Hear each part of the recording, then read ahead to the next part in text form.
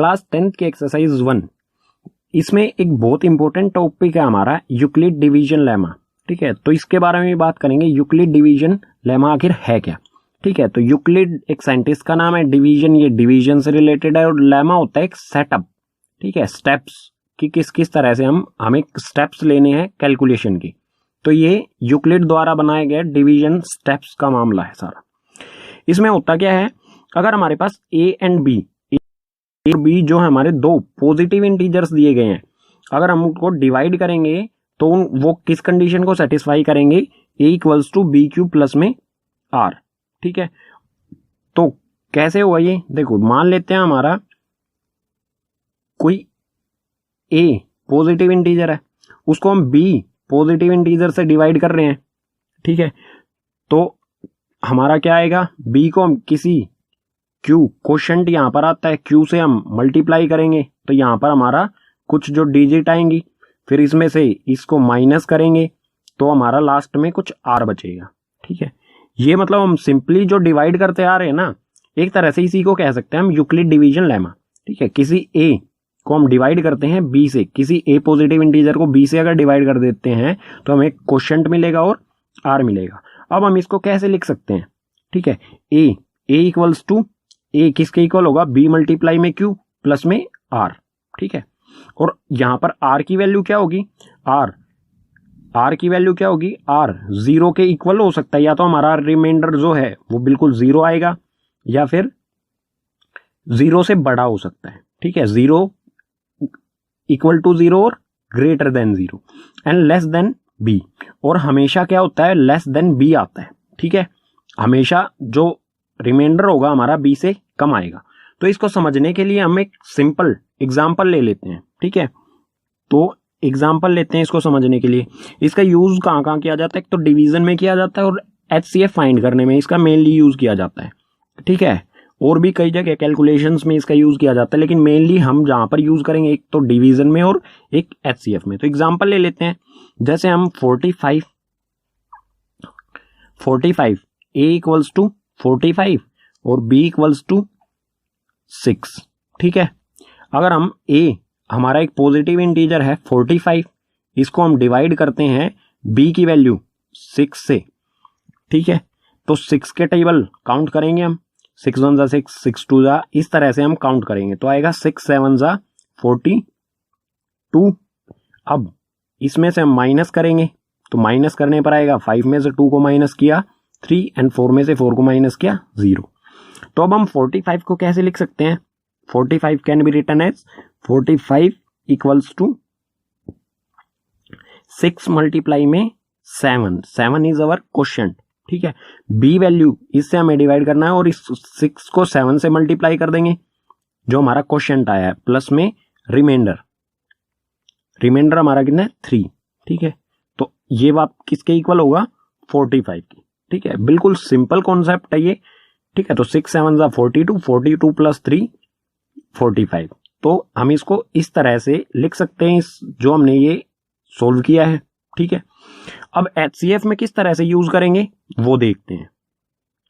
HCF निकालना mainly है इससे, उसको हम थोड़ा पूरा एक्सप्लेन करते हैं। ठीक है, तो मान लेते हैं हमें एग्जांपल दिया, एग्जांपल में कर सकते हैं हमें find the HCF, find HCF of 125 and 45। हमें एचसीएफ निकालना है इन दोनों का। एक तो होता है प्राइम फैक्टराइजेशन मेथड, लेकिन हम निकालेंगे यहां पर यूक्लिड डिवीजन के थ्रू। ठीक है, तो सबसे पहले क्या करेंगे, जो बड़ी वैल्यू है हमारी ग्रेटर वैल्यू उसको रखेंगे हम अंदर और छोटी वैल्यू से कर देंगे डिवाइड। ठीक है, तो डिवाइड करेंगे 45 2 जा 90, माइनस करेंगे, माइनस करने पर 5 में से 0 गए 5 और 12 में से 9 गए 3, तो यहां पर बचेगा हमारा 35। ठीक है, तो मैं 125 को कैसे लिख सकता हूं? यहां पर 125 इक्वल्स टू 45 मल्टीप्लाई में क्वोशंट है हमारा 2 प्लस में रिमाइंडर 35। ठीक है, अब हमारा जो डिवीजर था, जो हमारा ये डिवीजर है, इसको हम शिफ्ट कर देंगे इसके अंदर और रिमाइंडर से कर देंगे हम इसको डिवाइड, तो ये आ जाएगा यहां पर 45। 5। अब करेंगे हम इसे रिमाइंडर, जो हमारा इसका 125 को रिमाइंडर बचा था उससे डिवाइड। 35 1 जा 35, तो यहां बचा हमारा 10। ठीक है, अब 45 को मैं कैसे लिख सकता हूं, 45 इक्वल्स टू 35 मल्टीप्लाई में क्वोशिएंट है हमारा 1 प्लस में रिमाइंडर 10। इसी तरह अब हम 35 से हमने इसको डिवाइड किया तो 35 को हम शिफ्ट कर देंगे यहां पर, तो ये आ गया हमारा 35। 3 जा 30, रिमाइंडर बचा हमारा 5। ठीक है, तो अब 35 को कैसे लिख सकता हूं मैं, 35 इक्वल्स टू 10 मल्टीप्लाई में 3 प्लस में 5। ठीक है, इसी तरह बिल्कुल आगे ही बढ़ाएंगे हम इसे। जो हमारा 10 है इसको ले आएंगे हम यहां पर। ठीक है, मैं यहां पर लिख देता हूं, तो 10 आ गया हमारा अंदर, और जो रिमाइंडर बचा, हमने इसको 10 से डिवाइड किया था तो 10 को अंदर, और रिमाइंडर बचा हमारा 5 से इसको करेंगे डिवाइड, तो 5 2 जा 10, 10 में से 10 को माइनस करेंगे 0, रिमाइंडर आ गया हमारा 0। तो 10 को मैं कैसे लिख सकता हूं, 10 इक्वल्स टू 5 मल्टीप्लाई में 2 प्लस में 0। अब HCF कैसे फाइंड करेंगे, तो HCF फाइंड करने का जो तरीका है, जो लास्ट स्टेप होगा हमारा, फर्स्ट स्टेप ये था, ठीक है, सेकंड स्टेप ये, थर्ड स्टेप ये, और फोर्थ स्टेप हमारा लास्ट स्टेप। ठीक है, जरूरी नहीं है कि हमारे हर क्वेश्चन में 4 स्टेप आए, हमारे एक स्टेप में भी कंप्लीट हो सकता है, 2 में भी, 3 में भी, 4 में भी, और इससे ज्यादा स्टेप्स भी हो सकते हैं। तो जो हमारा लास्ट स्टेप होगा, लास्ट स्टेप में जो डिवीजर होगा हमारा, वही होगा हमारा HCF।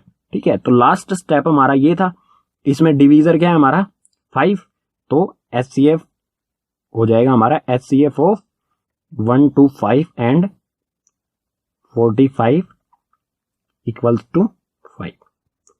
इस तरह से हम इसमें LCM निकाला जाता है। ठीक है, तो आपको वैसे ही प्राइम फैक्टराइजेशन मेथड से भी हम निकाल सकते हैं, लेकिन हमें यूक्लिड डिवीजन से इन सब चीजों को करना है। ठीक है, तो यही होता है हमारा कॉन्सेप्ट यूक्लिड डिवीजन का। इसके यूजेस क्या क्या हैं, आगे आने वाले एग्जांपल्स में, मतलब जो हमारे क्वेश्चंस आएंगे उसमें और अच्छी तरह से इसके यूजेस हमें समझ आ जाएंगे।